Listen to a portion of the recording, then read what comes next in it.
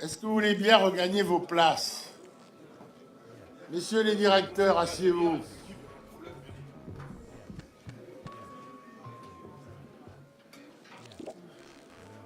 Monsieur Courel, est-ce que vous voulez bien procéder à l'appel, s'il vous plaît? Armano. D'accord. André Auger. Francis Courel, oui. Ladislas Poniatowski. François Charpentier. Jacques Poletti. Jean-Paul Legendre. Lionel Prévost. Michel Jouillet. Claude Lacou. Jean-Louis Destan. Guy Paris. Marc Vampa. Pierre Beaufils. Non, il a donné le pouvoir à Thierry Bouvier. Claude Béard. Gaëtan Levitre. Gérard Séligny. Jean-Luc Récher. Jean-Pierre Flambard. Leslie Cléré. Jannick Léger. Gérard Grimaud. Didier Malcava. Alain Huard. Anne Mansouré. Michel Champredon. Patrick Verdavoine. Louis Potier. Gérard Volpati. Pascal Lehon. Joël Hervieux. Jackie Desrues. Daniel Lehaut. Gérard Chéron. Bruno Quetel. Jean-Rémy Hermont. Thierry Plouvier. Bernard Christophe. Guy Ozou. Jean-Hugues Bonamy. Alfred Recourt. Hervé Morin. Frédéric Duché. Merci, monsieur Courel. Bien, j'ouvre cette séance sans discours introductif, puisque nous avons eu l'occasion de nous exprimer la semaine dernière. Il s'agit d'une séance qui a un caractère très largement technique. Il vous sera proposé de procéder à l'ensemble des désignations, à l'adoption du règlement intérieur, et puis quelques rapports qu'il fallait passer à cette session, puisque notre prochaine session aura lieu au mois de juin, et nous avions quelques rapports à adopter. Donc je vous propose, sauf s'il y a demande de parole, je n'en vois pas, de passer à notre point hors commission et de démarrer par l'adoption du règlement intérieur du Conseil général. Je rappelle que ce document, normalement, fixe les modes de fonctionnement de nos assemblées.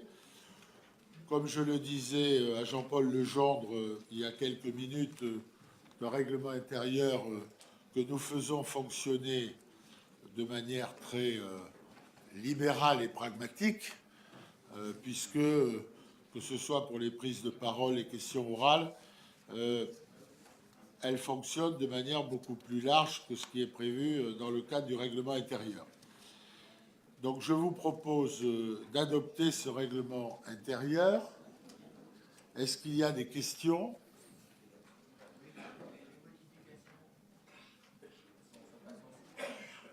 Comment ? Monsieur Petier, vous voulez bien... Voilà. Il n'y a pas eu de modification importante, je crois, Non, en dehors des temps de parole ou de trucs comme ça. Ouais. Temps de parole, normalement, on a le droit de prendre une fois la parole et de ne pas la reprendre une deuxième fois, ce qui est souple. Maintenant, si vous voulez qu'on fasse la constitution de Weimar et que tout soit prévu au millimètre près, on va plus se paralyser que se donner de la liberté. Et elle a mal fini, la constitution de Weimar, parce qu'elle était trop contraignante. Bien, pas d'opposition, pas d'abstention, je vous remercie. Nous avons ensuite procédé à des échanges au cours de cette semaine pour la désignation des représentants du Conseil général et des personnalités qualifiées au sein d'organismes extérieurs. Alors, il y avait des derniers ajustements ce matin. Où est-ce qu'on en est Bien, il y avait une demande, mais je ne sais même plus si elle tient toujours, de Gérard Volpatti pour aller au CNPP Vernon. Bernard? On y va. Je pense qu'on peut désigner les deux.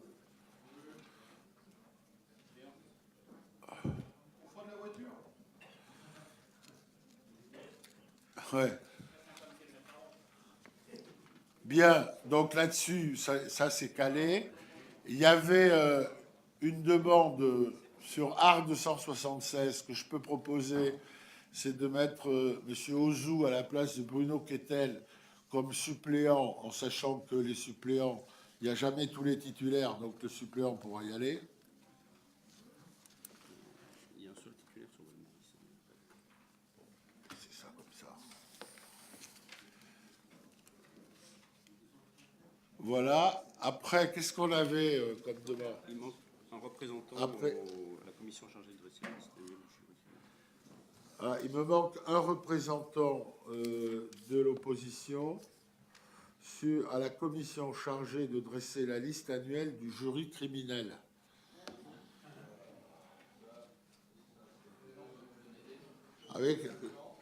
Méfiez-vous parce qu'avec les modifications, des jurés en correctionnel. Bon, est-ce que vous me donnez un nom, monsieur le... Il en faut un deuxième.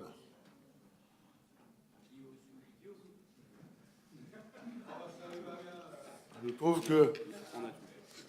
Donc, avec tout ça, nous avons tout.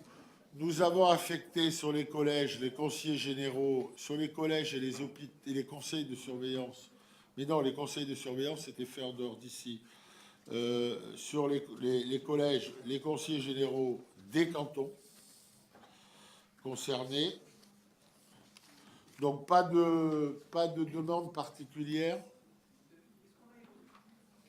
Oui, monsieur le juge. A-t-on évoqué, Monsieur le Président, Equi, la maison de retraite? C'est réglé? C'est réglé? C'est quoi? On avait demandé pour Monsieur Thierry Plouvier. Il y est?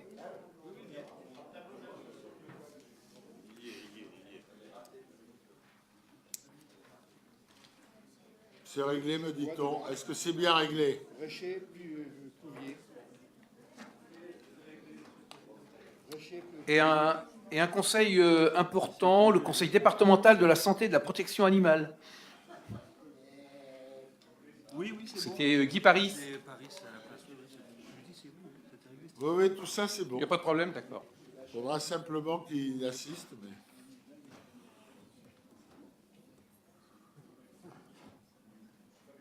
C'est bon? D'accord. Bien, mais je vous propose d'adopter ces désignations. Des oppositions, des abstentions, je vous remercie. Je tiens à disposition de la presse, évidemment, l'ensemble on ne les passe pas en revue parce qu'il y en a 20 pages au moins, donc mais c'est évidemment public. Enfin, je passe la parole à Gérard Grimaud pour des délégations complémentaires qui me sont accordées. Gérard? Effectivement, il vous est proposé d'accorder au président du Conseil général 2 délégations complémentaires par rapport à ce qui a été décidé lors de l'Assemblée plénière du 31 mars dernier. Donc, d'une part, délégation en matière d'action en justice, d'intenter au nom du département des actions en justice de toute nature, de défendre le département dans les actions de toute nature intentées contre lui, tant devant les juridictions administratives que judiciaires, de première instance, d'appel ou de cassation, qu'il s'agisse notamment d'une assignation, d'une intervention volontaire, d'une constitution de partie civile, d'un dépôt de plainte avec constitution de partie civile, d'une citation directe, etc. Demander également l'intervention de tout avocat, notaire, avoué, huissier de justice, expert ou personne physique ou morale pour défendre les intérêts du département, des agents du département dans le cadre de la mise en place de la protection fonctionnelle et des enfants confiés à l'aide sociale et prendre en charge leurs honoraires. Étant bien entendu que le président rendra compte, évidemment, devant l'Assemblée, des actes pris dans le cadre de cette présente délégation. Et la deuxième délégation, deuxième nature de délégation, elle concerne la saisine de la commission consultative des services publics locaux pour tout projet de délégation de services publics, de création de régie dotée de l'autonomie financière ou de tout projet de partenariat public-privé. Voilà.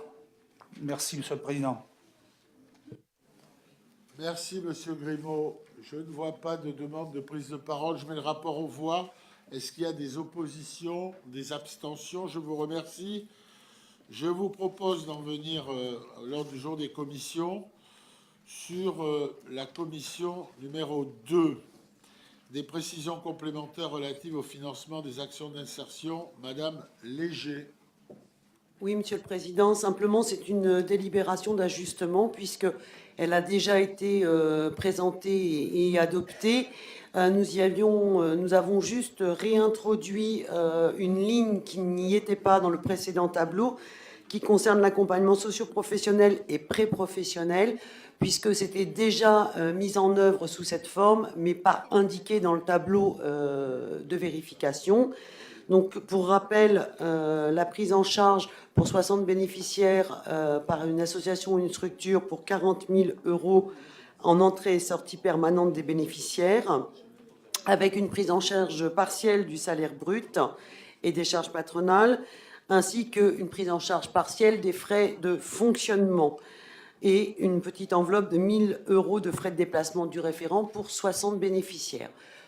Voilà, pour les référés remplis, nous sommes sur une aide plafonnée à 40 000 € par an pour un suivi de 85 à 100 bénéficiaires sans frais de déplacement, puisque les plis bénéficient par ailleurs d'aides supplémentaires via le FSE. C'était simplement cet ajout dans le tableau de cette délibération. Merci, Madame Léger. Je mets pas de demande de parole. Je mets le rapport aux voix. Est-ce qu'il y a des oppositions, des abstentions? Je vous remercie. Monsieur Levitre, pour les séjours vacances des enfants confiés à l'aide sociale à l'enfance du département. Délibération que je trouve d'ailleurs un peu curieuse. Merci, Monsieur le Président. Chers collègues, ce rapport a pour objet la revalorisation des montants des séjours vacances adaptés concernant les enfants confiés au département au titre de l'aide sociale à l'enfance. Chaque année, sur 1500 enfants confiés à l'aide sociale à l'enfance, une centaine d'enfants partent en colonie, séjour de vacances, dont environ une trentaine en séjour adapté, dont le coût est plus élevé que les séjours habituels, soit environ 1 700 € pour 3 semaines. Ces séjours vacances s'inscrivent dans un projet éducatif global pour favoriser un début d'autonomisation. Depuis 2004, le cumul des temps de colonie et de centres de loisirs était limité à 6 semaines par an et par enfant sur la base de 750 € pour 15 jours à 1 000 € pour 3 semaines. Or, nous constatons ces dernières années une augmentation des demandes de dérogation avec des coûts supérieurs à cette base. L'an dernier, le barème a été passé de 1 000 €, quel que soit le type de séjour. La pratique de l'an dernier révèle que le coût moyen pour un séjour adapté est d'environ 1 700 € pour 3 semaines. Il vous est donc proposé aujourd'hui de porter le barème des séjours vacances adaptés de 1 000 à 1 700 € par an et par enfant, quelle que soit la durée du séjour adapté, sans revenir d'une part sur la limite des 1 000 € fixée par enfant pour les séjours habituels et d'autre part sur l'enveloppe annuelle des 200 000 € alloués pour ce dispositif. Voté à l'unanimité de la Commission. Merci, Monsieur Levitre. Je ne vois pas de demande de parole. Je mets le rapport au vote. Est-ce qu'il y a des oppositions, des abstentions? Je vous remercie. Je passe à la commission numéro 4 sur la modification des secteurs de recrutement des collèges à partir de la rentrée scolaire 2011-2012. Je passe la parole à Monsieur Courel. Oui, mes chers collègues, Monsieur le Président, un dossier sensible, un dossier, je dirais, qui est en réactivité permanente, puisque notre département bouge, l'évolution de sa population est toujours à la croissance, et bien entendu, sa population scolaire. Globalement, vous savez que nous avons la compétence de la carte scolaire et qu'il nous appartient maintenant, donc, en fonction de l'évolution des effectifs, de proposer ce que l'on appelle des resectorisations. Un bref historique, le bureau d'études qui a établi le diagnostic départemental il y a quelques années nous avait démontré que, globalement, nous avions une capacité d'accueil dans l'ensemble des 56 collèges publics d'environ 35 000 élèves. Je dis bien capacité d'accueil théorique, et qu'il était possible, en fonction des poussées démographiques, eh bien, d'avoir et de proposer des rééquilibrages de fréquentation de nos établissements. Comme vous le savez, mes chers collègues, déjà 2 opérations ont été menées dans notre département. La première dans l'Ouest, puisque nous avons procédé à un nouveau partage entre les collèges de Beuzeville et de Pont-de-Mer. La seconde sur le secteur d'Évreux, Conches-Beaumont, c'était l'an dernier. Et cette fois-ci, donc, on vous propose une nouvelle resectorisation dans la zone concernée des collèges d'Aubevoie, Gaillon, Roger Godot-les Andelys, Le Hamelais à Louviers, Ariane à Vernon. Il vous est indiqué dans le rapport que tous les collèges, sauf celui d'Aubevoie, ont connu donc une chute de leurs effectifs ces dernières années.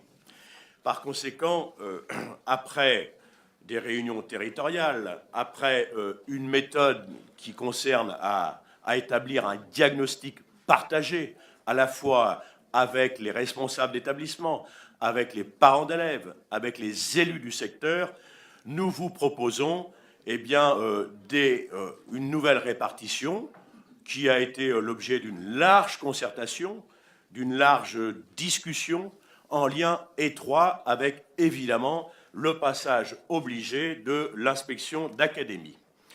Donc, des réunions ont eu lieu, présidées à la fois par Jean-Louis Destan, par le directeur des services, par moi-même, et le scénario d'intervention qui vous est proposé aujourd'hui dans le rapport, et vous avez tout le PowerPoint en annexe, simplement, dès la prochaine rentrée, 2011-2012, on vous propose de rattacher, donc le rattachement des communes de Tony, Bernières-sur-Seine au collège Roger Godot-les Andelys, la commune de Saint-Pierre-la-Garenne au collège de Gaillon pour 50%, le rattachement de la commune de Fontaine-Bélanger au collège Le Hamelais à Louviers, le rattachement de la commune de La Chapelle-Réanville au collège Ariane à Vernon.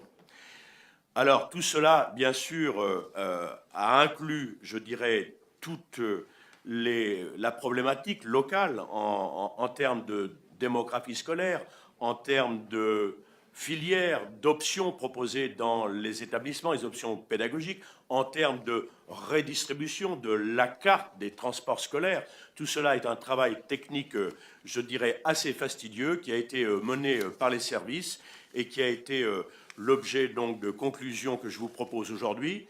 Le rapport a été présenté au Conseil départemental de l'éducation nationale, le célèbre CDEN de la semaine dernière, qui a fait un flop compte tenu de la disparition assez importante des écoles dans notre département. Il a été néanmoins proposé, ce qu'on appelle au CDEN de repli, le lendemain, et a été adopté. C'est la procédure obligatoire, donc je vous propose tout simplement d'adopter ce rapport pour resectoriser donc et surtout alléger le collège d'Aubevoie qui, à l'horizon 2015, eh bien, si on ne procédait pas à cette resectorisation, serait à 113, 120, 130% de surcapacité par rapport aux effectifs actuels. Merci, Monsieur Courel. Monsieur Larmanou. Oui, bien sûr, je suis complètement d'accord avec ce travail intelligent qui a été fait pour équilibrer les effectifs de ces collèges, mais je déplore, je vous l'ai écrit, Monsieur le Président, et vous m'avez Dieu merci répondu, que l'on ait pu faire en même temps le rééquilibrage du secteur du collège Victor Hugo à Gisors, qui a maintenant 800 élèves, alors qu'il ne peut en accueillir pratiquement que 700, ce qui pose problème, alors qu'à côté, le collège Picasso voit au contraire ses effectifs baisser. Un travail avait été amorcé pour rééquilibrer et modifier le secteur. Ça ne posait pas de graves problèmes puisqu'il s'agissait du collège voisin. Du fait de difficultés d'ordre administratif, je dirais, on n'a pas pu mener ce travail jusqu'à son terme et le présenter en même temps que ce rapport. Alors, je le dis très honnêtement, bien, on va faire ainsi, mais il y a une surcharge insupportable sur ce collège Victor Hugo. Vous avez d'ailleurs accepté la proposition de Madame le principal, Madame Zabukovec, d'implanter un bâtiment mobile à la rentrée pour pouvoir assumer cette croissance importante des effectifs sur le collège Victor Hugo. Mais je pense qu'il faut absolument que l'an prochain, nous ayons résolu ce problème. Merci, monsieur Larmano. Monsieur Poniatowski. Oui, Monsieur le Président. C'est un sujet qui n'est pas facile, cette resectorisation. C'est pas facile parce que nous avons, nous, la responsabilité de nos collèges et de tenir compte de ceux qui sont ou risquent d'être surchargés dans les rentrées futures. Et puis, c'est pas facile parce que ça veut dire des changements pour les communes et les parents et les enfants des communes concernées. Alors, je voulais vous demander, Monsieur le Président, est-ce qu'on ne peut pas rediscuter le problème d'Aubevoie? Je fais abstraction du problème de la commune de La Chapelle-Réanville qui irait à Vernon. Il n'y a pas de grand changement pour eux, puisqu'ils étaient les enfants ou à Saint-Marcel ou à Vernon, ils vont dans un nouveau collège de Vernon. Ils sont à Vernon, donc ça ne change rien. C'est un autre collège de Vernon auquel ils vont. Et le maire de La Chapelle-Réanville, ça lui convient tout à fait. Par contre, pour les autres, en fait, il n'y a pas eu, Francis, autant de concertation avec les élus et les parents d'élèves, puisqu'il y a les réunions, Monsieur le Président, que vous avez tenues, sur lesquelles vous leur avez annoncé votre décision. Et notamment, attendez, Monsieur le Président, écoutez un petit peu, vous me répondrez après. Laissez-moi répondre. Alors, la commune de Thony, son maire, après la réunion, vous lui avez annoncé qu'il n'irait plus à Aubevoie, mais qu'il irait aux Andelys, a à ce moment-là réuni les parents d'élèves, et il n'a pas changé d'avis par rapport à ce qu'il vous a dit ce jour-là. Il préférerait rester à Aubevoie et ne pas aller aux Andelys. Bernières-sur-Seine a commis une erreur, il n'était pas là. Mais par contre, il connaît votre décision annoncée ce jour-là, et le maire de Bernières-sur-Seine ainsi que les parents de Bernières-sur-Seine préféreraient aussi rester à Aubevoie plutôt que d'aller aux Andelys. Le maire de Saint-Pierre-la-Garenne, c'est le seul pour qui ça ne change pas grand-chose, parce que d'aller à Aubevoie ou à Gaillon, c'est pareil. Mais enfin, le maire de Fontaine-Bélanger, alors ce n'était pas lui qui était présent à la réunion que vous avez tenue, c'était son adjoint. Et son adjoint n'a pas discuté, a accepté votre proposition. Mais quand l'information est remontée en mairie, le maire, à ce moment-là, a réuni les parents d'élèves, qui n'étaient pas informés avant, les parents d'élèves. L'information vers les parents est revenue après la réunion où vous leur avez annoncé votre projet. Et le maire n'y est pas favorable, et les parents d'élèves ne sont pas favorables à aller à Louviers, ils préféreraient aller à Aubevoie. Monsieur le Président, je prends des termes qui ne sont pas des termes agressifs, je dis ils préféreraient. Mais ça montre que sur les 4 communes concernées, 3 auraient eu une autre préférence. Alors, je vous demande simplement, est-ce qu'on ne pourrait pas, en termes de concertation, rediscuter avec ces 3 communes, y compris les parents d'élèves, pour tenir compte de leurs souhaits? Monsieur Poniatowski, je comprends bien, vous êtes sénateur, vous écoutez ce que vous disent tous les maires, etc., etc. On a fait une concertation, Jean-Luc Réchet pour en dire un mot, on a fait une consultation très longue.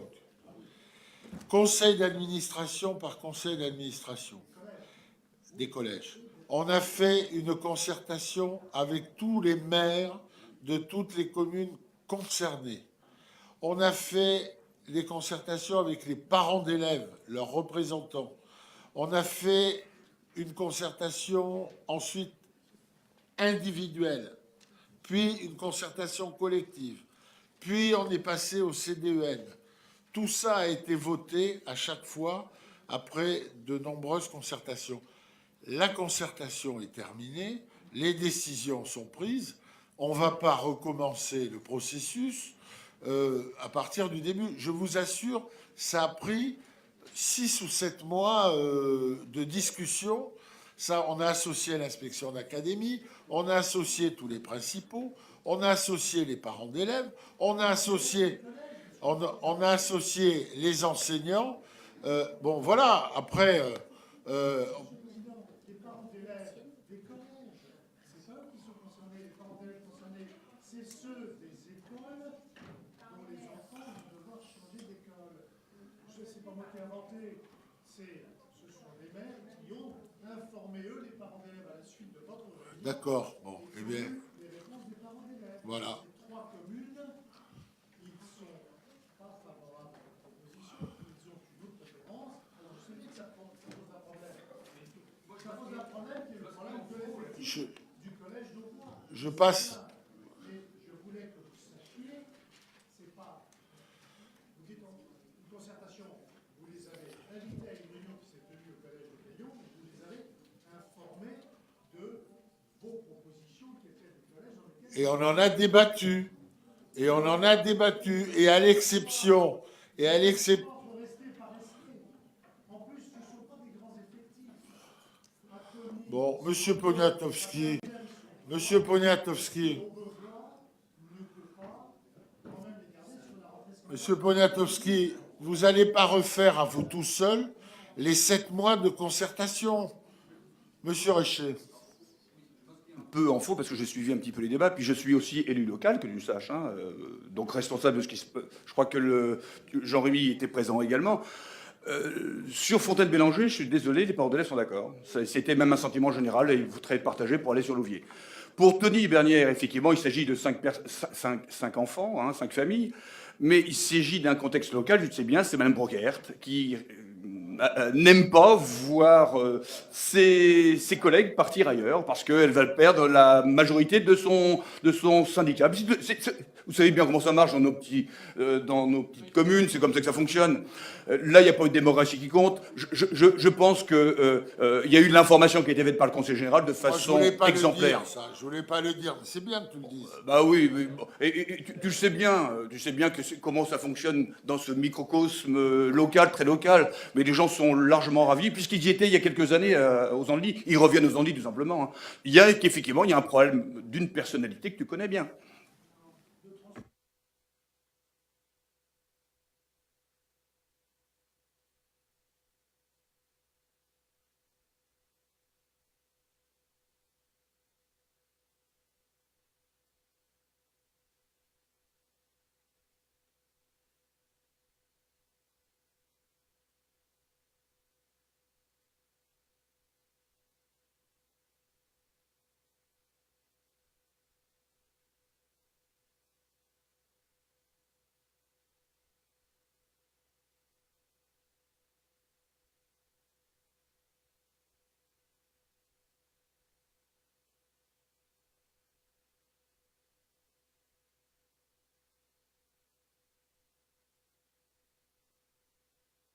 Poniatowski.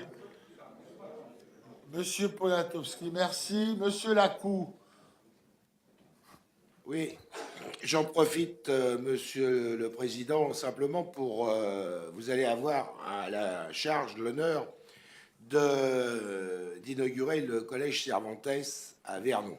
Ouais. On y a consacré quelques 16, 17, 18 millions d'euros. Ouais. Il est dans un état, dans les couloirs, les sols sont dans un état lamentable. C'est pire qu'avant. Et je voudrais qu'un jour, quand vous passez sur Vernon, discrètement, vous passiez le voir parce que ça pose un grave problème. Un collège neuf qui est déjà dégradé, non pas par la faute des élèves, mais par les la faute des entreprises qui n'ont pas fait leur travail, ça mérite votre attention. Voilà, c'est tout ce que je voulais vous dire. Merci, monsieur Lacou, j'irai voir. Monsieur Clairet. Pardon, Leslie Clairet. Pardon, Leslie. Il est fatigué. Non, je voulais confirmer ce qu'a dit le président sur la concertation et dire quand même à Ladislas Poniatowski qu'il pourrait faire confiance aussi aux élus locaux, en particulier ceux qui siègent dans les conseils d'administration de collèges, s'agissant d'une nouvelle arrivée d'élèves au collège du Hamelet. Je m'y suis intéressée comme mon collègue Guy Ozou, puisque c'est un collège où il y a déjà beaucoup d'élèves. Lorsque vous dites, chers collègues, qu'on n'a concerté que les parents d'élèves des collèges, je voudrais quand même vous rappeler qu'il y a des conseils d'école dans les communes. Et il me semble que les parents d'élèves, en particulier de CM2, des communes qui ont été citées, y compris de Fontaine-Bélanger, ont été informés par le maire, par les enseignants. Je voudrais... Non. Donc on peut pas, une fois que c'est terminé, dire ça s'est fait sans eux. C'est tout à fait faux. Il y avait deux questions, puisque moi j'ai assisté, j'ai suivi les débats, encore une fois comme mon collègue au niveau du collège du Hamelet. Il y avait des interrogations sur le nombre d'élèves, de nouveaux élèves au Hamelet, et ce que ça allait donner dans les années suivantes. Il y avait la question tout à fait légitime posée par les parents du transport scolaire. Et puis je trouve que c'est quand même pas bien connaître la situation locale que de penser que d'aller de Fontaine-Bélanger au collège du Hamelet, ça pose un problème. D'abord, je crois quand même qu'il y avait une demande des parents il y a plusieurs années pour obtenir des dérogations et aller au collège du Hamelet. Et pour bien connaître la situation locale, le collège du Hamelet est situé à l'entrée de Louviers.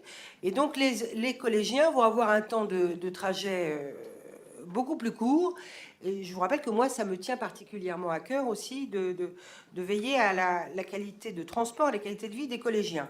Donc, le président a expliqué toutes les concertations qui ont eu lieu. N'oubliez pas, mon cher Ladislas, que les parents d'élèves, au sein des conseils d'école, ont des représentants et qu'ils se sont aussi prononcés.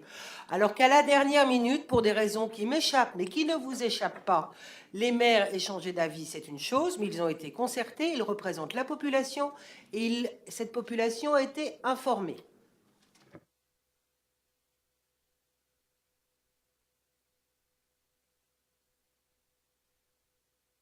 Bien, merci. Monsieur Courel, pour conclure, avant le vote. Oui, je voudrais répondre à notre ami et collègue Marcel Larmanoux que le problème de Gisors, bien sûr, ne nous a pas échappé. Hein. Il est dans les clous et puis les services y travaillent et bien entendu il va faire partie des prochaines priorités de resectorisation. D'autant plus que sur Gisors ce sera moins compliqué, il l'a dit, parce qu'intramuros il y a les deux établissements avec un déséquilibre de la fréquentation. Donc je pense que l'affaire sera plus simple. Sur l'observation de Ladislas Poniatowski, il faut quand même rappeler le contexte. Il faut rappeler le contexte et ne pas essayer, je mesure mes propos, parce que les tiens sont aussi modérés, évitons la démagogie dans ce secteur, Ladislas. Pourquoi? C'est le gouvernement qui a donné la compétence de la carte scolaire à tous les départements.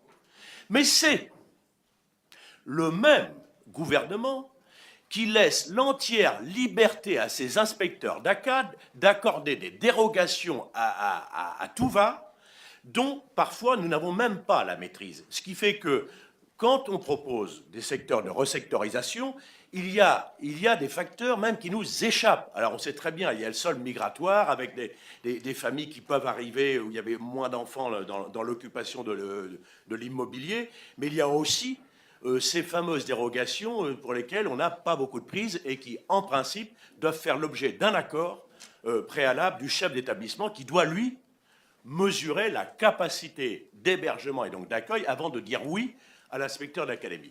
Moi, en ce qui concerne cette démarche, j'émets quelques réserves quant à sa stricte application.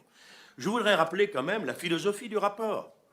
C'est que il y a quand même la cohérence des secteurs. Nous avons toujours aussi le souci de la mixité scolaire, et que ce n'est pas parce qu'il y a un maire qui donne un avis défavorable que nous, on lui donne une explication. Oui, mais cela dit, on est obligé d'avoir des points de repère, je dirais une feuille de route. La feuille de route, ce n'est pas l'avis des maires. La feuille de route, je l'ai rappelé tout à l'heure, je la confirme, c'est 1, la démographie scolaire, 2, les conditions d'accueil des élèves, 3, l'offre pédagogique des établissements, 4, les transports scolaires. C'est à partir de cette charte que nous travaillons et que nous partageons les diagnostics et que nous envisageons ensemble les resectorisations. En concertation. Alors la concertation, effectivement, bon, il y a des absents, il y a des oui, il y a des non, mais la concertation, moi-même, j'ai mené une concertation au rang des responsables d'établissement, au rang des parents d'élèves. Ici, on a eu un échange important. On avait même le principal adjoint du collège d'Aubois qui nous a dit, attention, vos chiffres ne sont pas tout à fait les mêmes que les miens. Donc on a réajusté ensemble parce que le sujet est difficile. On travaille sur de la matière vivante et qui bouge. Donc voilà, de grâce, quand même, les 6 mois de concertation, ils ont abouti à cette resectorisation qui est quand même la moins mauvaise solution que nous proposons pour que les élèves de ce secteur, à la prochaine rentrée scolaire, puissent bénéficier au maximum des meilleures conditions d'éducation et de pédagogie. Merci, Monsieur Courel. Ces sujets de resectorisation sont des sujets très compliqués. Non. Exact. Je mets le rapport aux voix. Est-ce qu'il y a des oppositions? Est-ce qu'il y a des abstentions? Je vous remercie. Alors, ensuite, rapport d'observation de la Chambre régionale des comptes sur l'ODIA. Je vous rappelle que l'ODIA, c'est l'Office de diffusion et d'information artistique de Normandie.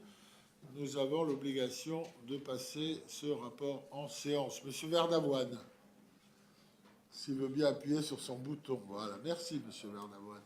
Merci, Monsieur le Président. Oui, donc il s'agit là d'un rapport d'observation. Comme vous l'avez dit, l'ODIA, c'est l'Office de diffusion et d'information artistique.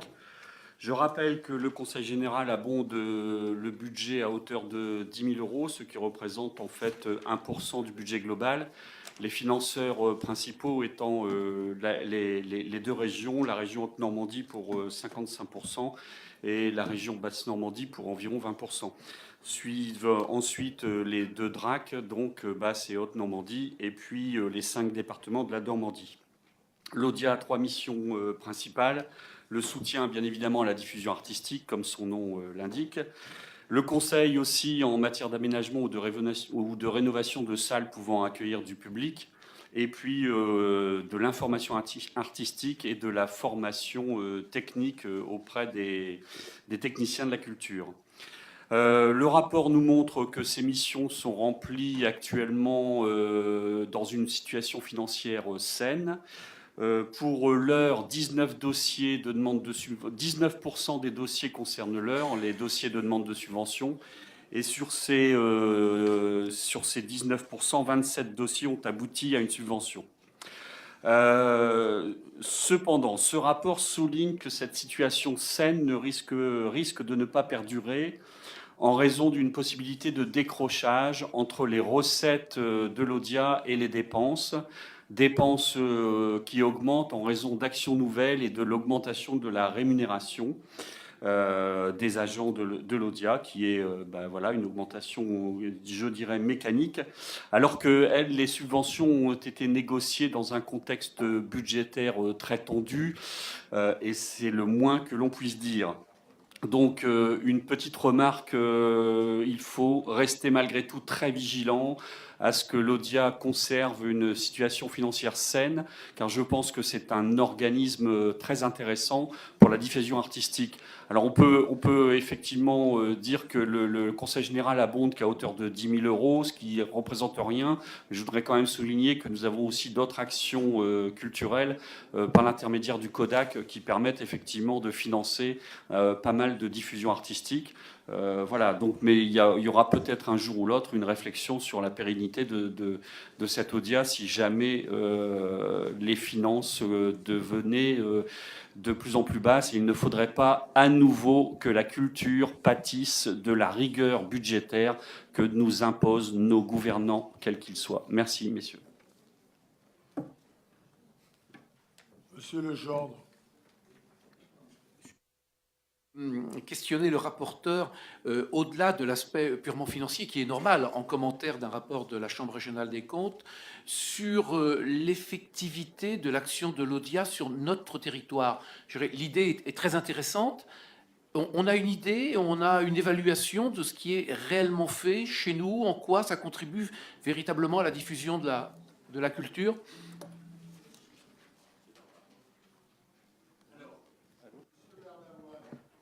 Pour répondre à Monsieur Legendre, à moins qu'il y ait d'autres questions avant, bon voilà. Pour répondre, alors, l'Audia instruit 194 dossiers de demande de subvention dans l'année. Sur ces 194, 19% concernent l'heure, donc ça fait une trentaine de dossiers. Quels sont ces dossiers? Ce sont ce sont des dossiers déposés par les organisateurs d'un festival, d'une saison culturelle, d'une salle de spectacle, d'une municipalité, d'un office communal ou quoi que ce soit, qui demandent une aide financière parce qu'il y a une prise de risque culturelle. C'est-à-dire que c'est un spectacle qui ne va pas de soi attirer les foules. L'Audia ne finance pas le dernier concert de Johnny Hallyday, par exemple. Voilà, ce serait plutôt du théâtre contemporain ou de la danse. Enfin voilà. Donc il y a aussi un souci d'exigence culturelle et artistique. Maintenant, l'impact, et c'est une bonne question, l'impact de la diffusion artistique sur notre territoire et sur la population et sur le bien-être de notre population, voilà, je vais me référer à ce que m'avait dit un chargé de mission de la DRAC. Il faut simplement peut-être évaluer la couleur des yeux des spectateurs, elle est peut-être plus bleue après le spectacle qu'avant, et puis juste leur sourire, quoi. Voilà, c'est quelque chose qui est très difficile effectivement à évaluer, hormis mesurer le nombre de spectateurs, l'augmentation de la fréquentation des spectacles, etc. Mais je pense malgré tout que c'est pour les 10 000 euros mis, c'est un bénéfice pour notre territoire qui est important. Et peut-être qu'un certain nombre d'acteurs culturels du territoire ne connaissent pas assez l'Audia pour s'y référer, pour demander de l'aide. Voilà. Au-delà d'une subvention, ça peut être aussi sur un aménagement de salles, sur une information artistique et sur une formation technique. Donc ça, il y a peut-être aussi quelque chose à demander, à diffuser un peu plus, quoi. Voilà.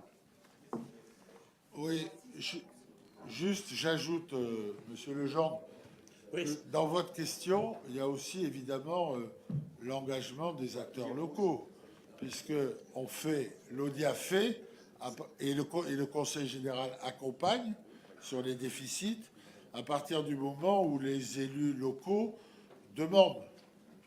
Il y a eu des choses qui ont été faites à Beuzeville, il y en a eu qui ont été faites aussi, je me souviens avoir été une fois sur le canton de Beauménil où il y avait une représentation musicale. Bon, ça dépend largement de vous et des maires, quoi. Puisque c'est un outil à la fois de conseil et puis d'aide financière pour aider à la diffusion en milieu rural, là où c'est le plus compliqué. Bien, je mets le rapport aux voix. Est-ce qu'il y a des oppositions, des abstentions? Je vous remercie. Je vous propose de passer à la commission numéro 1 et je donne la parole à Monsieur Petier, s'il veut bien appuyer sur son bouton. Voilà, merci. Sur la garantie du département à l'association de la maison familiale de Saint-Germain-Village. Mes chers collègues, il s'agit d'un beau projet soutenu par un conseil général de progrès et des élus éclairés par les lumières de l'humanisme. L'association de la maison familiale de Saint-Germain-Village accueille 55 jeunes de 6 à 21 ans qui sont sous la responsabilité du service de l'aide sociale à l'enfance.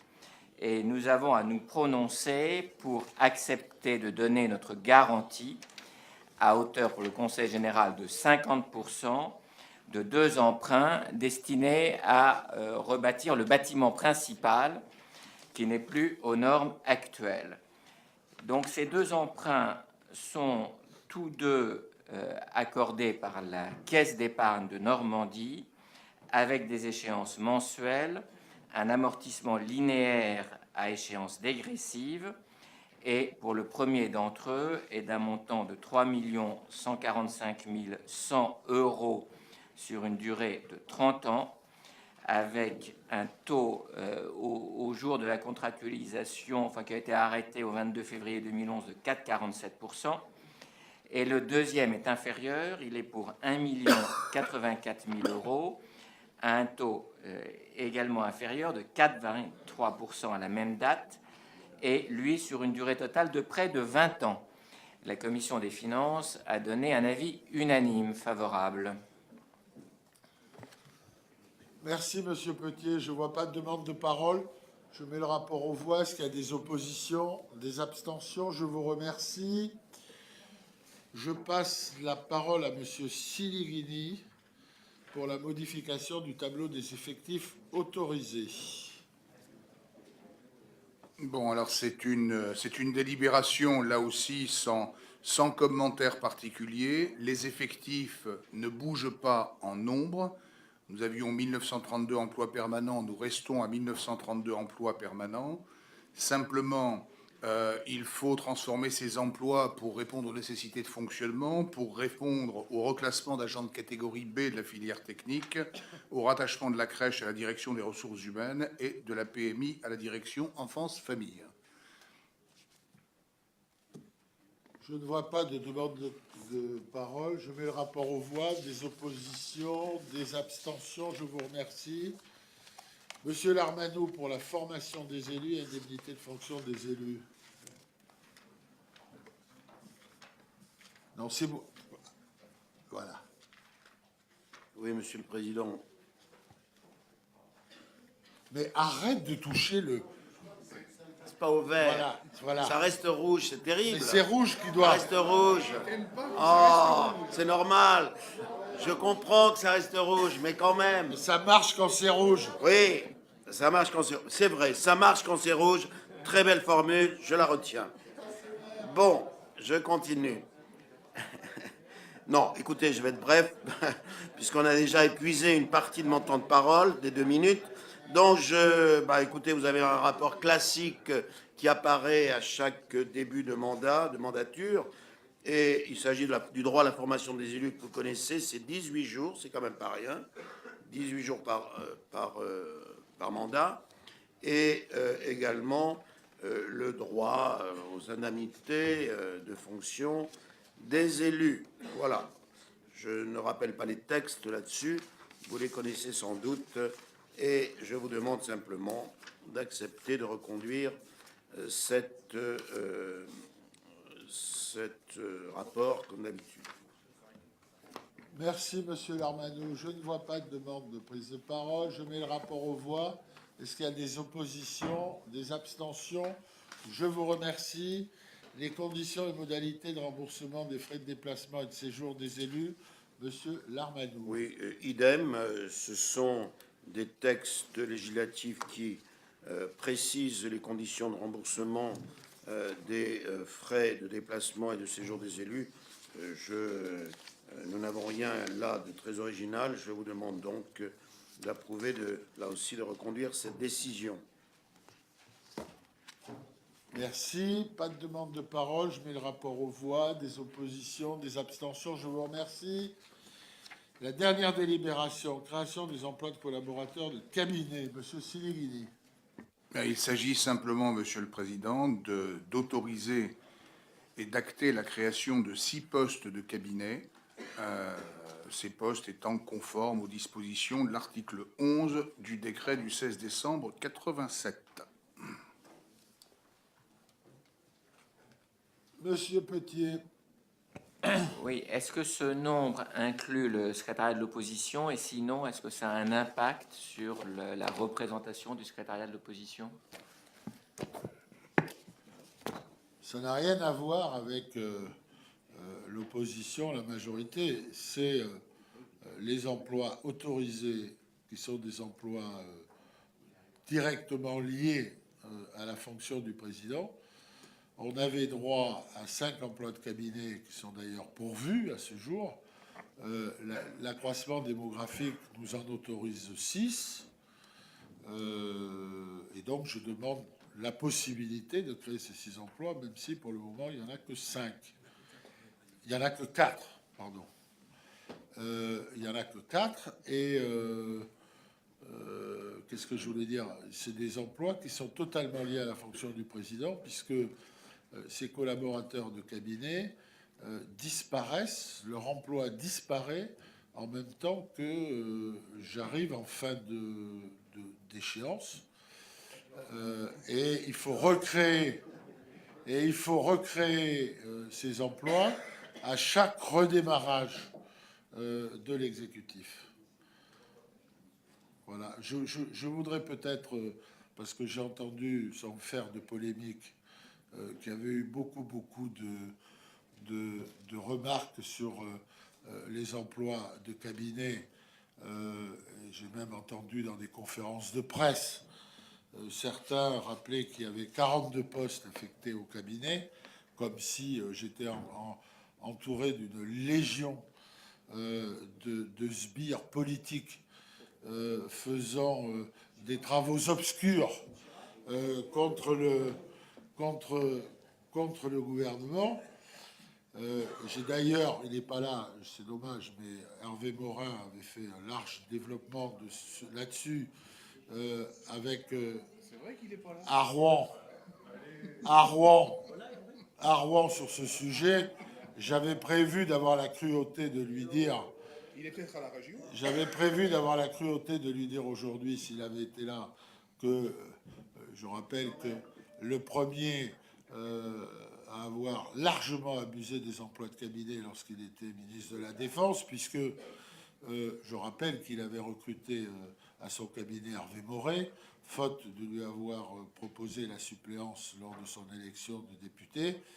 Et je n'avais pas vraiment mesuré quelle était la valeur ajoutée d'Hervé Moret au ministère de la Défense, compte tenu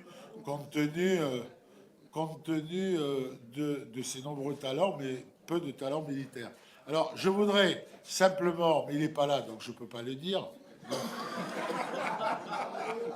mais je voudrais quand même, puisque la presse est là, je voudrais faire un point sur les 42 postes affectés au cabinet. Sur les 42 postes affectés au cabinet, il y a au secrétariat des élus et au bureau du cabinet 30 emplois qui se décomposent de la manière suivante. À mon secrétariat, à celui des vice-présidents et des collaborateurs de cabinet, il y a 3 personnes que, si vous montez, vous le voyez. Ensuite, il y a 3 personnes au secrétariat des élus de la majorité et 3 personnes auprès des élus de l'opposition, un attaché et 2 adjoints administratifs. Il y a ensuite toujours une chef de bureau, les 3 personnes qui assurent l'accueil, les personnels du poste de garde et ceux chargés des réceptions et de manifestations officielles, M. Diard, pour ceux les plus anciens, par exemple, qui va partir à la retraite. Donc là, il y a 4 personnes.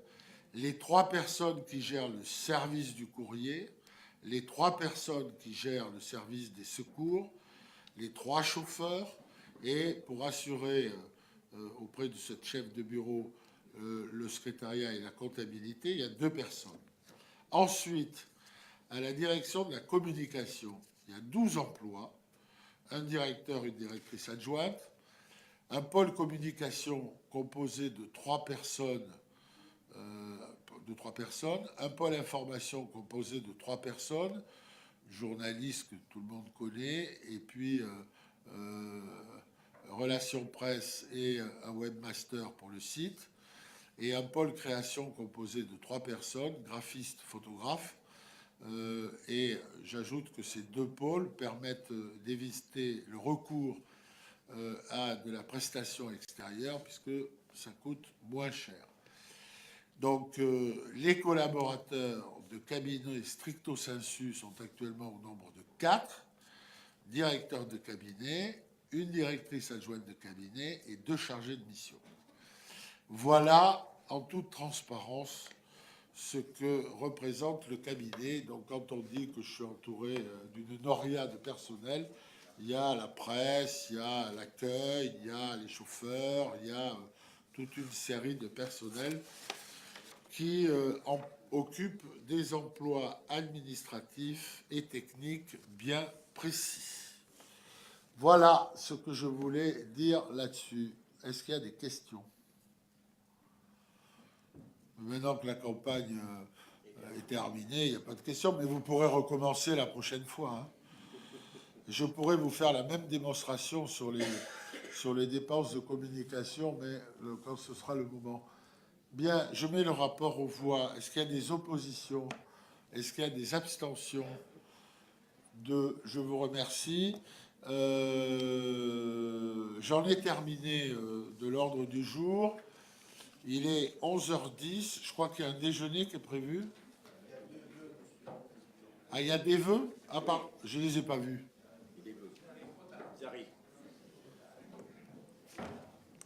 Sinon, je reviens. Il y a un déjeuner prévu? Il y a un buffet, puisque je rappelle qu'ensuite, il y a la commission permanente. C'est quoi les vœux? C'est quoi les vœux?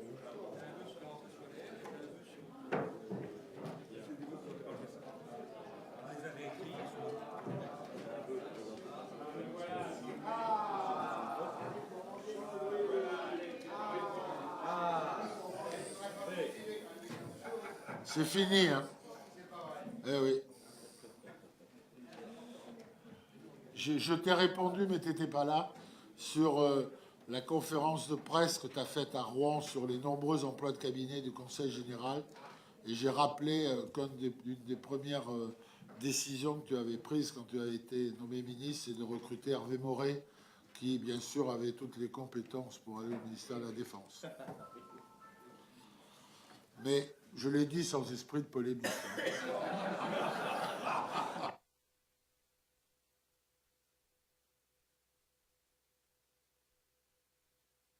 Esprit de polémique à Rouen.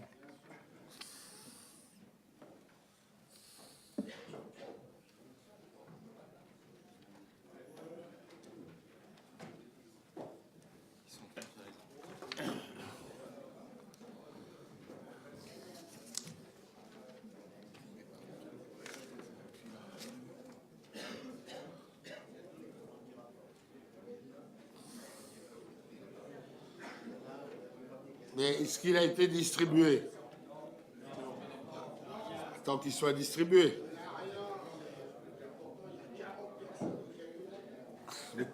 Non mais vas-y.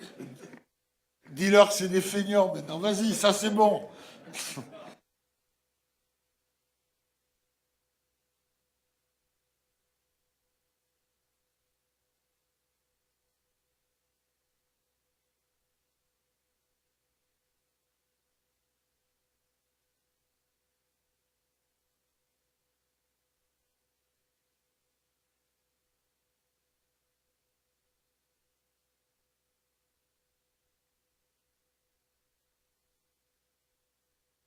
Attendez une seconde, avant de partir, Monsieur Poniatowski. J'ai une demande, je ne sais pas si elle est recevable, de ceux qui auraient envie de faire la commission permanente tout de suite.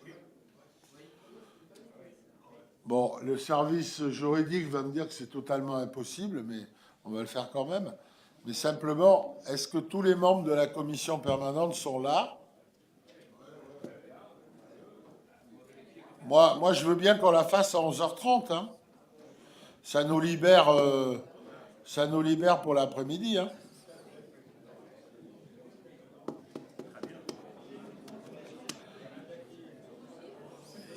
Est-ce que tout le monde est d'accord?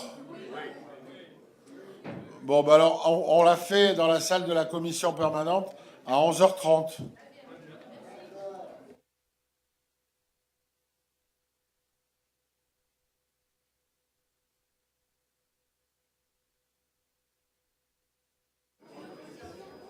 Non, Monsieur Soulier me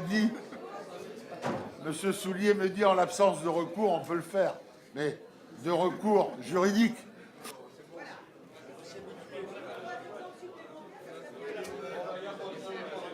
Attendez, il y a les vœux avant de partir, là. Mais est-ce que tout le monde l'a reçu?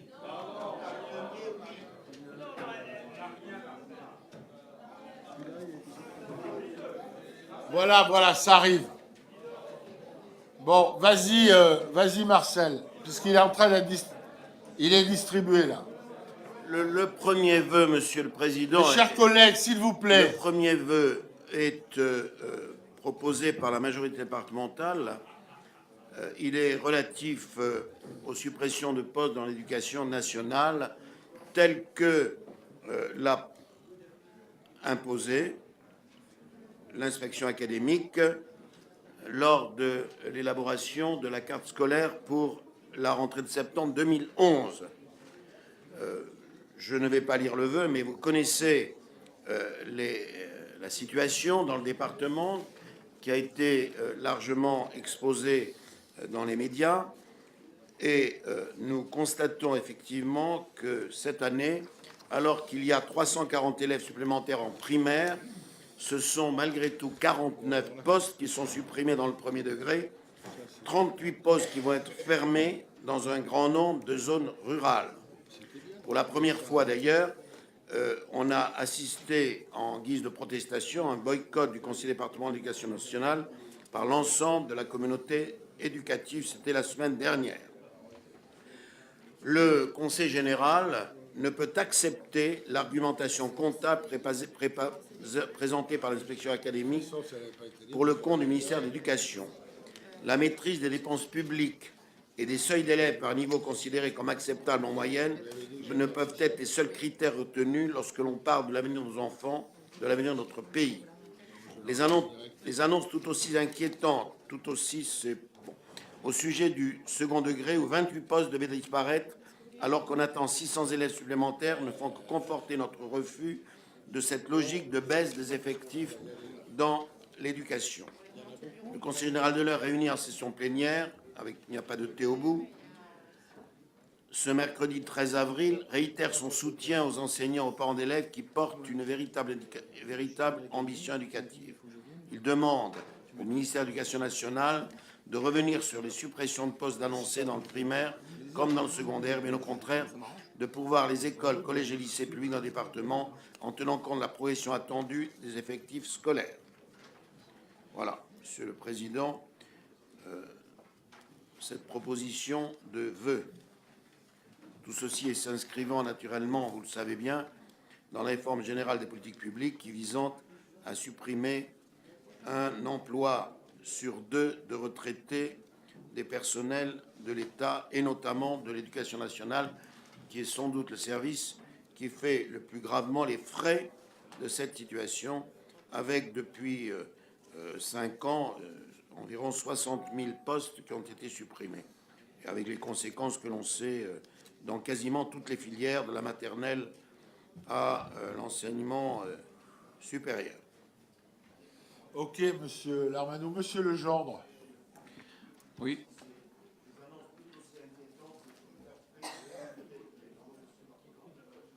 Oui, Monsieur le Président, mes chers collègues, c'est vrai qu'on inaugure notre nouveau règlement intérieur. Alors c'est peut-être la raison pour laquelle Marcel Larmanou n'a pas eu le temps de le respecter, mais il me semblait que les vœux devaient être distribués en début de séance, ce qui nous permet, si vous voulez, d'avoir une approche simplement un peu plus fine des choses, parce que là, on discute un texte sur la tonalité globale duquel il n'y a peut-être pas de contestation absolue. Ensuite, il y a la façon de rédiger les choses et de dire les choses. Parce que si on lit bien le premier paragraphe que je découvre, hein, c'est qu'il semble poser un principe qui est de dire intangibilité de la situation.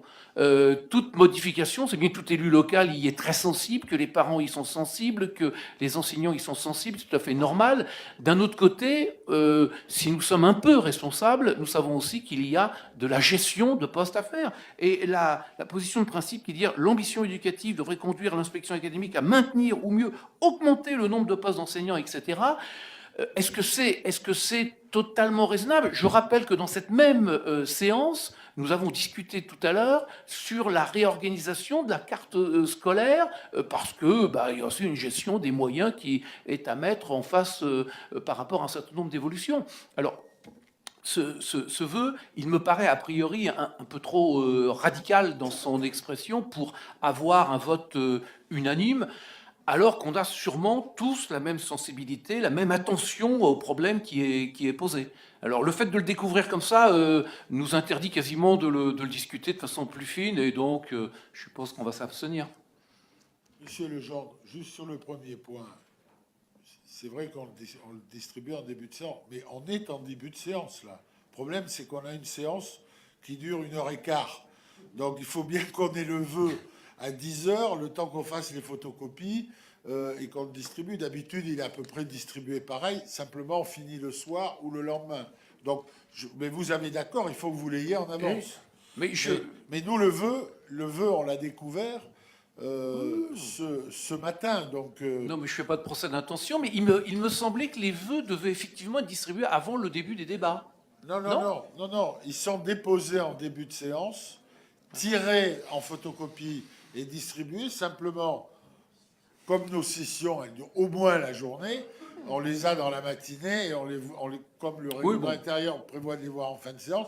Le problème, c'est que le début était à 10h et la fin était à 11h15. Je ne faisais pas un incident de procédure. Non, mais je vous réponds là-dessus pour vous dire oui, vous avez raison, mais on est dans un timing un peu particulier aujourd'hui. Oui, d'accord. Monsieur Siligidi. Non, moi simplement pour ce vœu, personnellement, je vais bien évidemment le voter, même si sur sa forme, j'aurais bien aimé aussi le discuter davantage, mais pas dans le sens de Monsieur Legendre, évidemment. Moi, ce qui me gêne un peu, même si je vote ce vœu, c'est qu'on a tendance, et Monsieur Legendre enfonce le clou, on a tendance là à poser les choses en termes de gestion. On a tendance à poser les choses de façon très locale. Alors c'est normal, on est un conseil général, on est sur un territoire, mais c'est pas tellement de gestion simplement qu'il s'agit. La question n'est pas de savoir s'il faut déplacer tel poste à tel endroit, supprimer 2 postes de moins, en mettre 2 de plus. La question, c'est qu'il y a aujourd'hui une logique des représentants de la nation, parce qu'en fait tout ça s'inscrit dans un budget, et dans un budget qui a été voté par les parlementaires. Nous sommes dans une logique où la priorité absolue qui est donnée aujourd'hui, c'est la suppression de postes, et la suppression de postes publics, y compris dans les hôpitaux. Ben oui, l'an dernier, c'est 10 000 postes qu'on a supprimés dans les hôpitaux, y compris sur un des pieds de notre République qui est l'école. 16 000 postes cette année, 16 000 postes l'an dernier. C'est bien cela, c'est bien ce choix qui est fait de faire l'impasse sur l'avenir, parce que c'est bien de cela qu'il s'agit quand on touche à l'école, que personnellement j'aurais aimé dénoncer davantage. C'est pas un inspecteur d'académie là qui supprime des postes, c'est les représentants de la nation qui ont décidé, en votant un budget comme celui-là, de supprimer effectivement des moyens à une école dont nous avons plus que jamais besoin. Merci, Monsieur Siligidi. Je mets ce vœu aux voix. Qui est pour?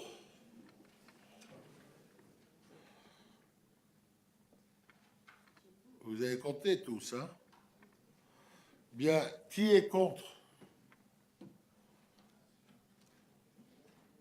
Ça passe d'une abstention à un vote contre, alors. Vous n'êtes pas tellement suivi, monsieur. Vous n'êtes pas tellement suivi, monsieur Legendre. Donc, qui est contre? Pardon, qu'on compte. Et qui s'abstient? D'accord. Merci. Le deuxième vœu. C'est encore M. Larmanou qui le présente? Il est extrêmement local, mais il a des conséquences malheureusement tragiques. C'est la situation d'une entreprise qui se trouve à la périphérie de notre département, dans le bassin de vie de Gisors. Il s'agit de l'entreprise Organon Diosynth qui appartient maintenant au groupe Schering-Plough Merck. Je vous explique. Le groupe pharmaceutique Merck Sharp et Dohme, qui est un énorme groupe pharmaceutique mondial, puisque c'est le deuxième laboratoire pharmaceutique mondial en termes de chiffre d'affaires, de personnel et d'implantation dans le monde, a racheté en 2009 les laboratoires Schering-Plough, qui est un autre laboratoire d'origine américaine, également déjà implanté en France.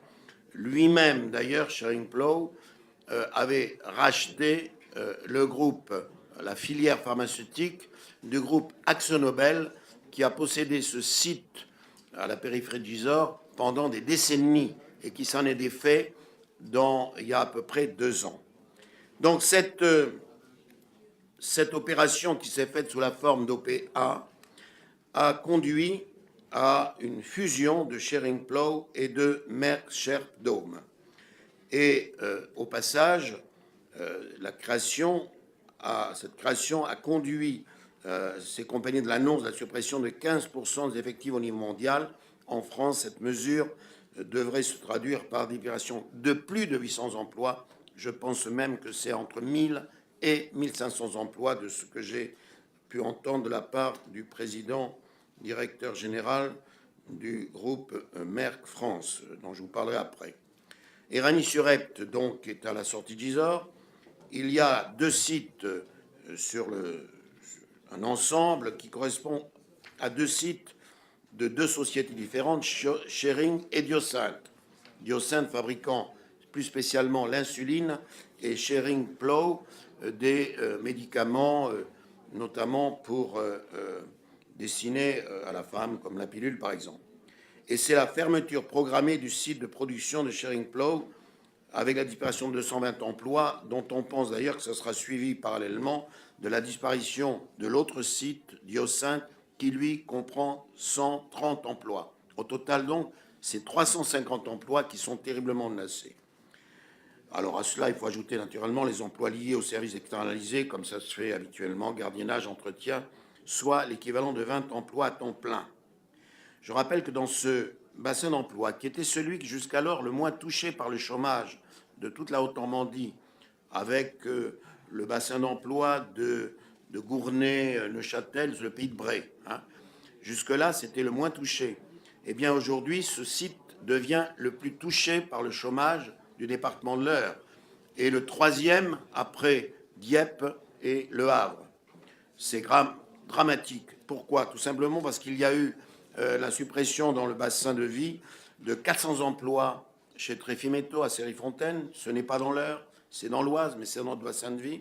Altulor, Altuglas à Bernoville, 75 emplois, et d'autres suppressions d'emplois partielles liées, il faut bien le dire, à la crise économique et financière que nous connaissons.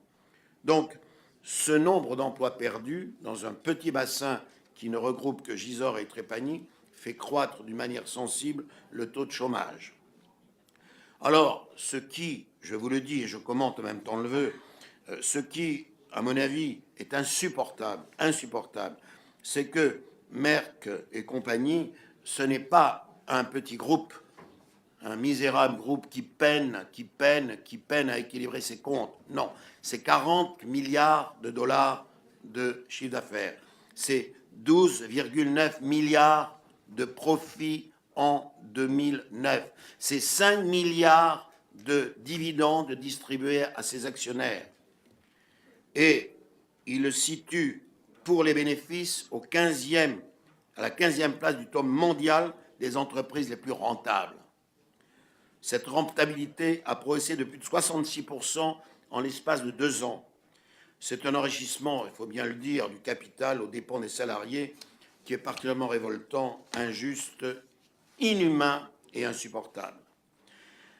Les salariés sont démunis, il faut bien le dire, parce qu'ils vivaient depuis des décennies, et certains ont 40 années de vie dans cette même entreprise, hein, ils vivaient dans une relative sérénité jusque-là.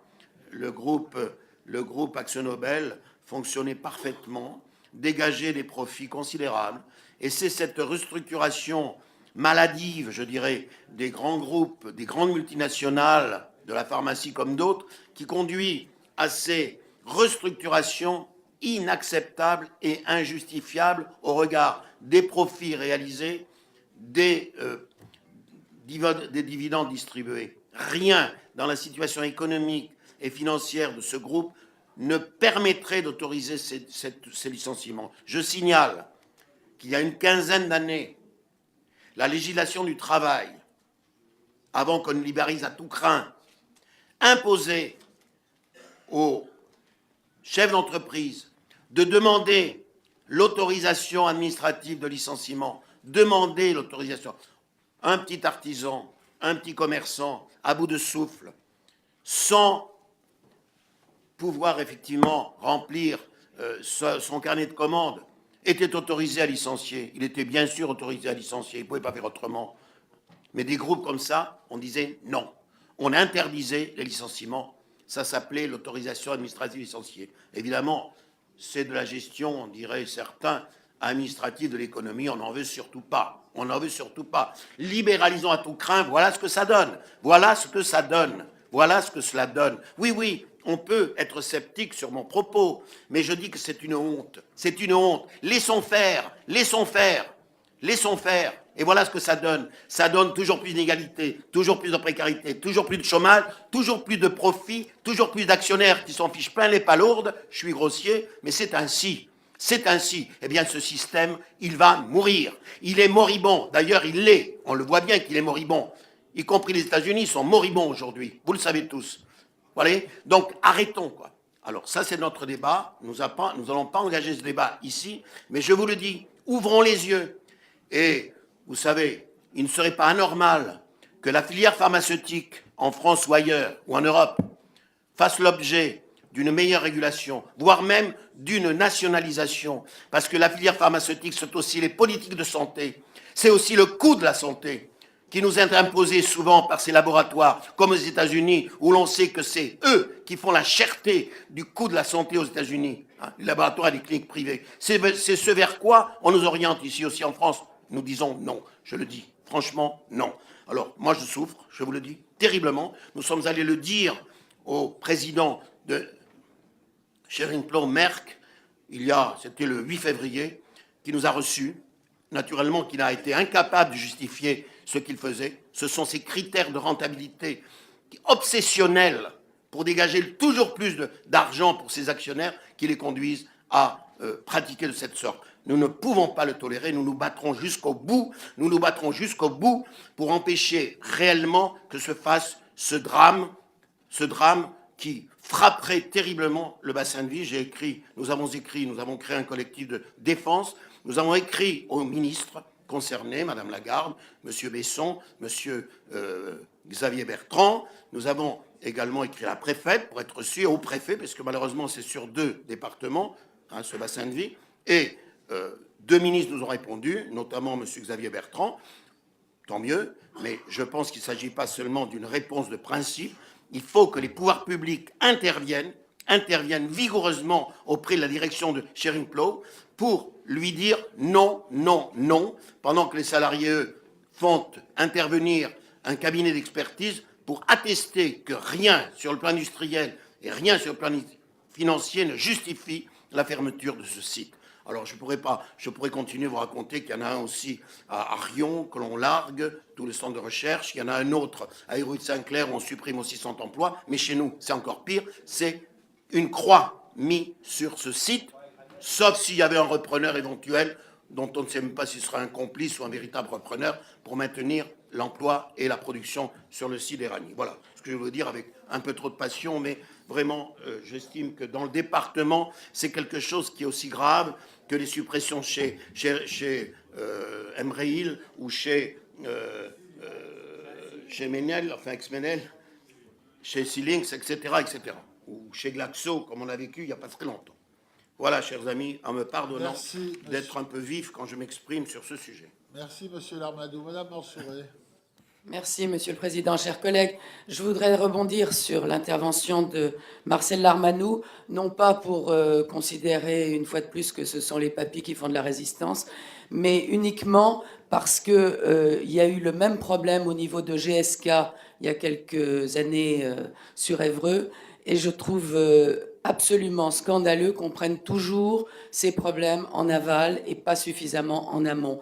Et je pense que c'est le rôle d'un gouvernement qui tient la route, si je puis dire, que de prendre ces problèmes, et en particulier ceux de l'industrie pharmaceutique, parce que depuis 1981, moi je défends une idée qui est que c'est scandaleux d'avoir une clientèle captive en matière d'industrie pharmaceutique, parce que dans notre pays, le principal client de l'industrie pharmaceutique, c'est quand même le contribuable à travers la sécurité sociale. Donc je trouve ça absolument scandaleux que l'industrie pharmaceutique ne soit pas nationalisée, en tout cas pour un secteur qui est un secteur des génériques, qui aujourd'hui passent tous à travers des filières plus ou moins tarabiscotées au niveau capitalistique, sous fabrication indienne. Voilà.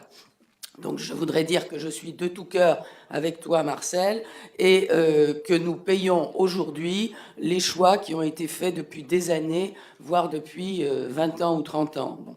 Donc il me semble que ce serait vraiment le moment de réagir, parce que si on continue comme ça, on n'aura plus un seul médicament fabriqué en France, et ça a des effets extrêmement graves, surtout quand on voit aujourd'hui tous les scandales qui sont liés à la fabrication des médicaments. Je vous remercie. Merci, Madame Mansouré. Monsieur Legendre. Moi, je voudrais dire un mot bref, simplement pour gommer ce qui me paraissait un peu excessif dans le débat. Marcel Larmanou, dans son vœu, dénonce des excès, et ça, je pense qu'on est tous bien d'accord pour réagir de la même façon. Et je dirais, ce vœu, il serait assez facile d'être voté à l'unanimité dans la sérénité. Ensuite, le commentaire qui a été fait est totalement excessif, et j'irais, je ne sais pas si c'est volontaire, mais il est plutôt de nature à gêner les uns et les autres. L'apologie d'une économie dirigée, on sait tout ce que ça a pu parfois apporter en retard économique, en atteinte à la démocratie, en effondrement au niveau national. Et puis j'irais, il faut aussi aller un petit peu au-delà en disant qu'est-ce qu'on propose. J'entends dénoncer, c'est vrai, hein, les excès de la mondialisation, mais qu'est-ce qu'on met en face, hein, il me semble que les uns et les autres, parfois je vous ai vu prendre des positions qui ne me semblaient pas contraires à l'avancée dans ce sens-là. Alors, pour dire, non mais par rapport à ces affaires-là qui sont des drames, hein, ne l'oublions pas, il y a franchement des gens qui sont atteints dans leur personnalité, dans leur chair, dans leur avenir économique. Tout ça est tout à fait exact. On doit pouvoir exprimer ce sentiment de refus. Bon, mais rajoutons pas une sauce idéologique que, manifestement, M. Larmanou, vous savez bien qu'on ne partage pas. Bon,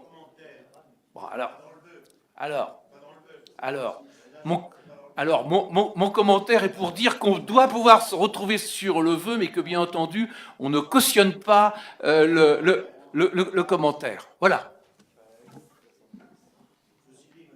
Ouais, c'est bon. D'ailleurs,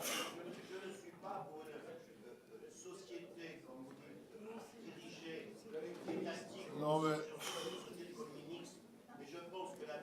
Ça progresse. Il blanchit là. Au niveau et aussi sur des filières essentielles à un service à des entreprises publiques.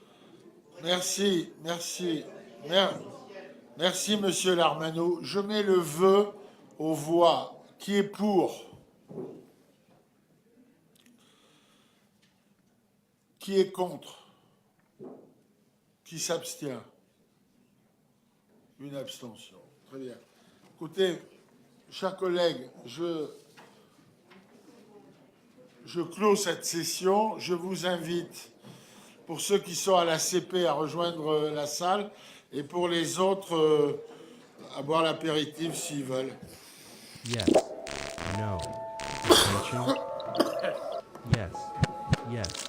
Incredible. Yes. No. Attention.